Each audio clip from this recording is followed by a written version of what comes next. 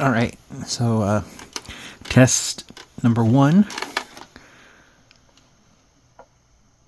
This is a Sega Genesis showcase of all the progress I've made for the North King. I'm going to go through all of the changes I've made to the game, and you'll pretty much see what's on the screen.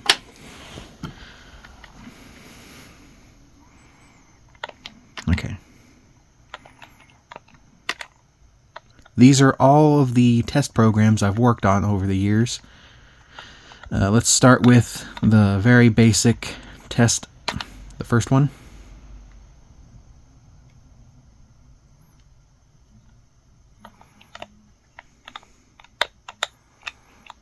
As you can tell, the directional keys haven't been fully set yet. I just learned how to program it with a program called basigaxors.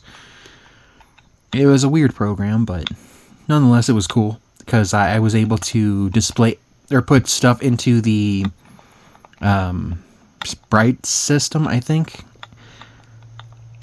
As you can tell from here, these are all the sprites available for the Sega Genesis, and some of them can be rewritten to include sprite data that I put in.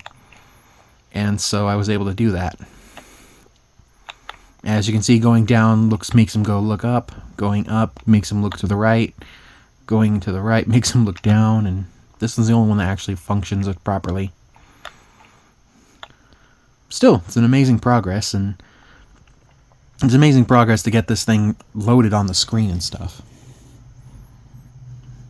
Of course, he doesn't animate yet, but he will eventually. Reset.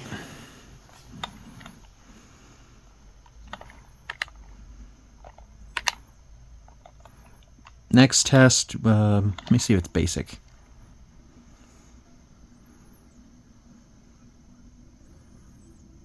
Oh yeah, basic was the first ever thing I ever did whenever I messed with the code. I could move a square up, down, left, and right, and I put some triggers in certain places to where if you hit them with the collision detection, it'll say like random things. I am the walrus if I go this way, and then if you go down, I am low. And then I'm so high, lol. And then if you go this way, I'm a peanut. It's kind of cool because it actually functions off the controller. See? This was the very first program. The other one before was the first one I wrote for the North King. So let's move on to the next one. Let me get the camera fixed really quick. There we go.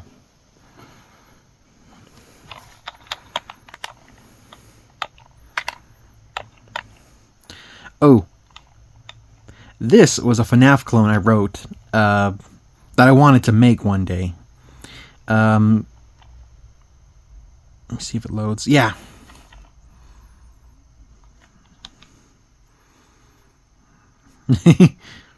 I love the graphic I made for this. Really basic, and the timer is supposed to bleep, but it doesn't move at all. And then the way this version worked is that on the screen right here, there would be red dots for motion.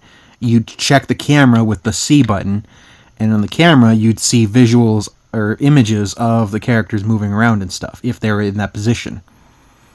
And if they were, like say right in this little square, you could turn on the light here with the A button and then close the door with the X button and stuff.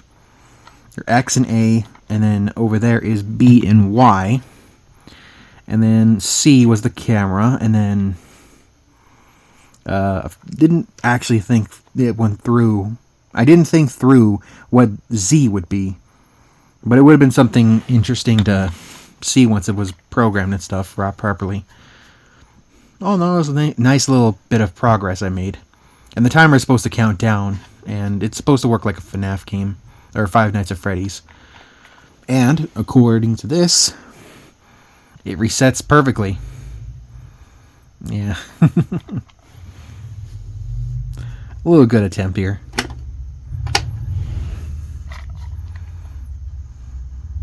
That was also programmed in basigaxors. In fact, I used basigaxors for this one, this one, this one. The frog pick was my own, but I learned it from a tutorial on the internet.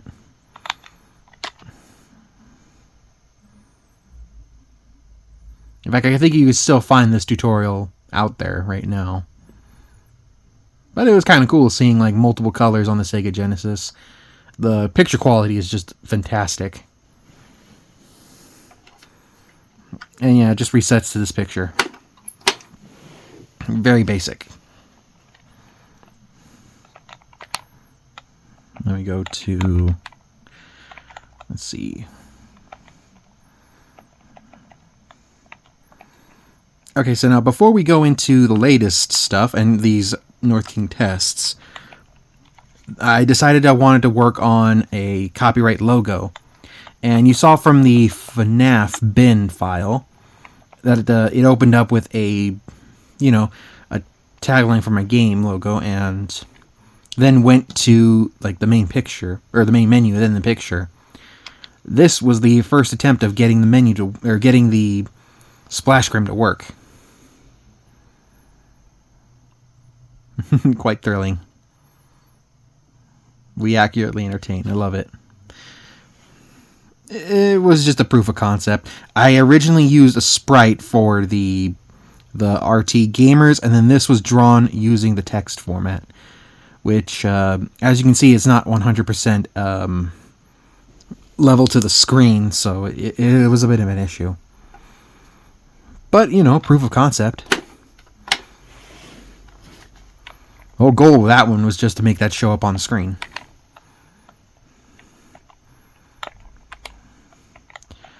And then, let me see. After that, I wanted to do a soundtrack test. So I used a FamiTracker program to... yeah, that's the music.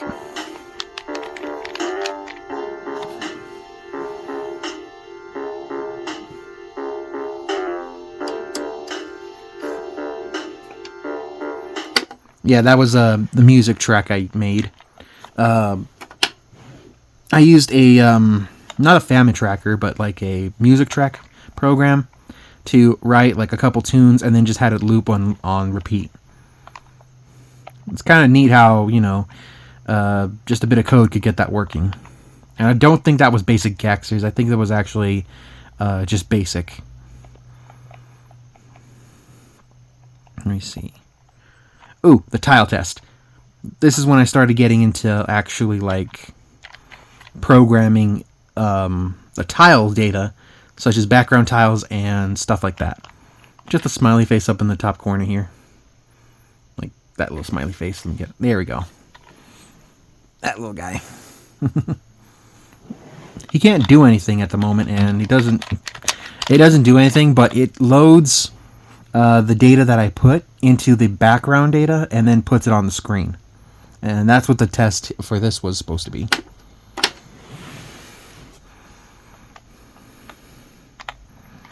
Next is, let me see.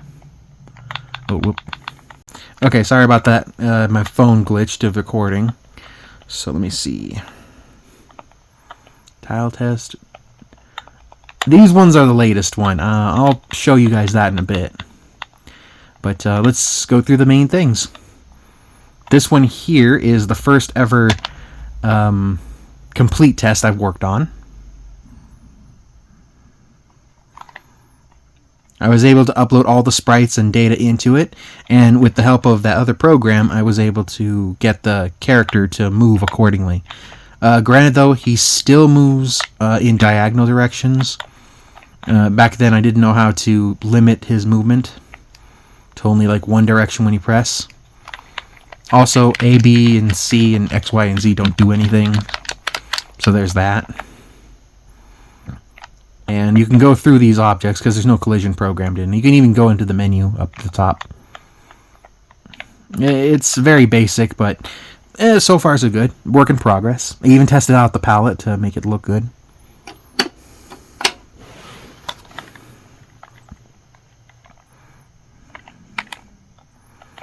And let's see, North King Test 2. This one's a little bit smaller because I didn't use that much data for it, but I got animations working. And diagonal still does this. It's a bug, but I was able to animate it whenever I press a button, so that's somewhat progress. One interesting thing, too, is that when you off-screen something in a certain direction, it'll appear at the bottom of the screen, like that. It essentially is just a number value that goes above and below the screen, and then when it reaches its max, it just loops over. I think it was like 256 or 255, I think. Not sure. But it's a neat little concept.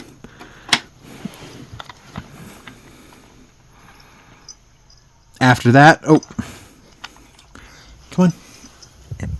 My cat. Come on. Ow. There you go. Okay. After that, it's test 3.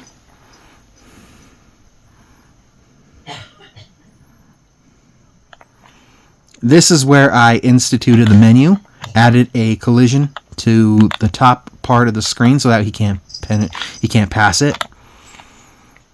Trees do not have collision though. There's a background tile underneath this tree right here. Oh my goodness. Hey, hey, hey.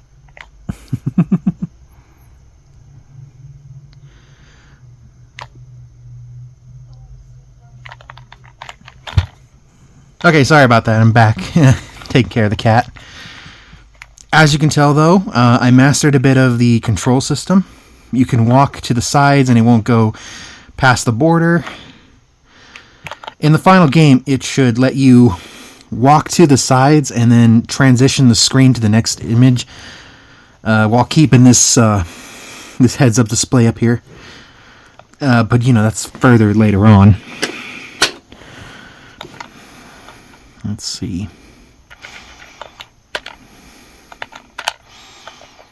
And then test 4.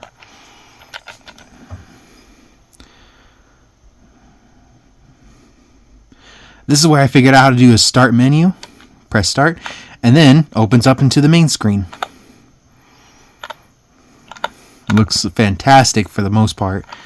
I didn't like the tiling data though, because it didn't look right. And then I think, yeah, I programmed in controls for the heads-up display system.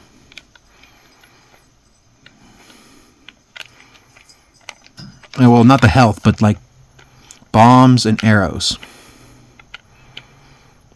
It just recycles after every second.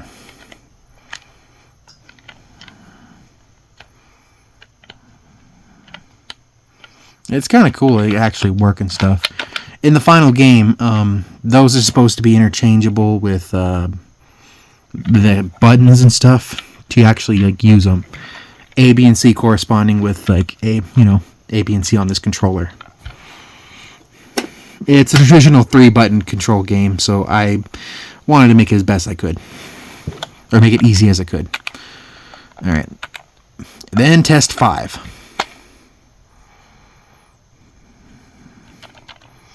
By the way, all these tests 1 through 5, oh yeah, my logo with the incorrect color and the title screen. Now this one you can control the heads-up display. And it does it by just number.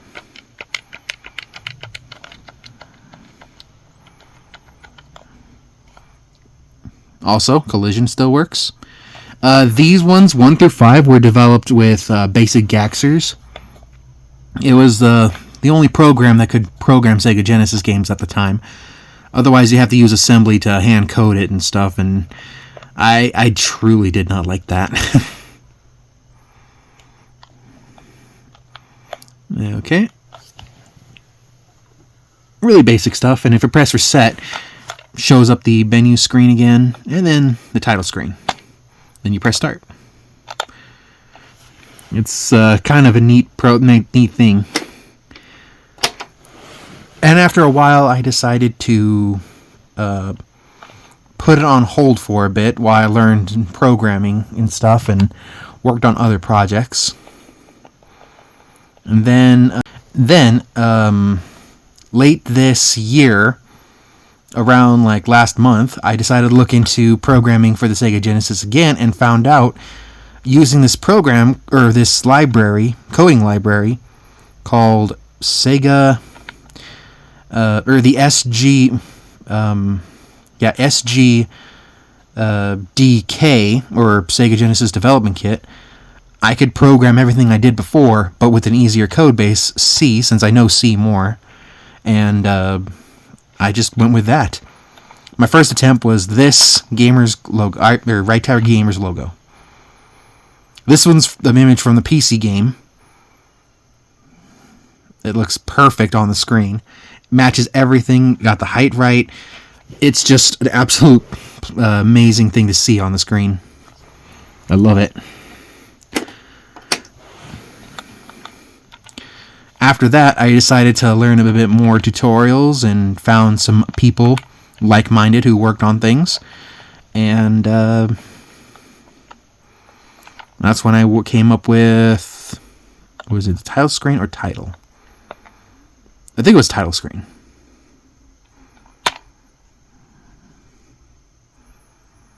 Give it a second, this one's a little bigger. There we go.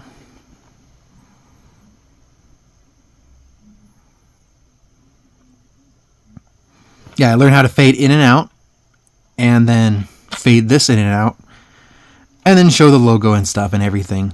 The color palette for the title is incorrect though, but it was a proven concept. It actually worked and stuff, so I was surprised it even transitioned properly. Nothing happens when you press start. None of the buttons work yet. I'm still learning how to do it with code or commands to program in. But so far, it's been a blast to program for it.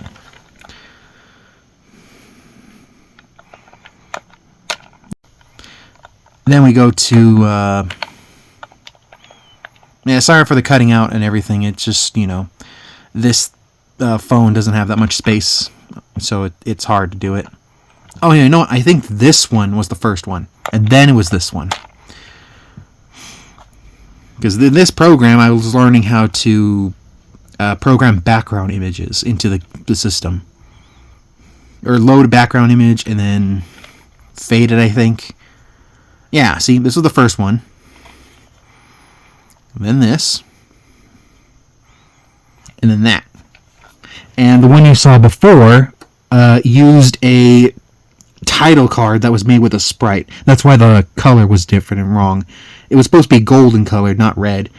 But this thing defaults to red whenever it doesn't have a palette, so I'm still working the kinks out of that. And then we go to the latest build, which is the sound test.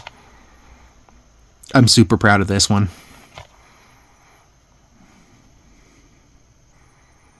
I think this one's the most chunkiest of them all.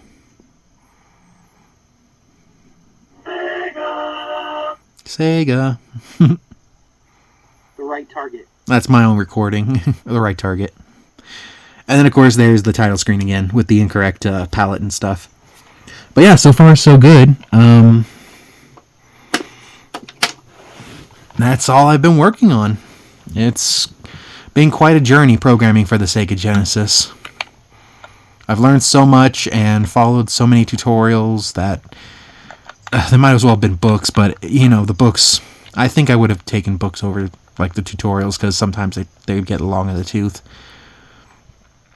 But yeah, it was thanks to those tutorials that I was able to get all these things running and stuff, and, you know, just doing cool stuff with this. I even have some ROM hacks and homemade games for this on my Sega Genesis to play whenever I want to and show off to people. I think some of my favorites are, let me see, this one, definite, and then I can't get Mega Man the Wily Wars to work. I don't know why. Let me see. Project MD was a pretty good one. Resident Evil demo, that was great. And then Sonic Delta. I can't get the Star Wars Arcade to work. I don't know why. Super Racing was a good one. Remind me of an old tutorial I looked up. Oh, and yeah, that's pretty much it. Thank you for listening, and have a great day.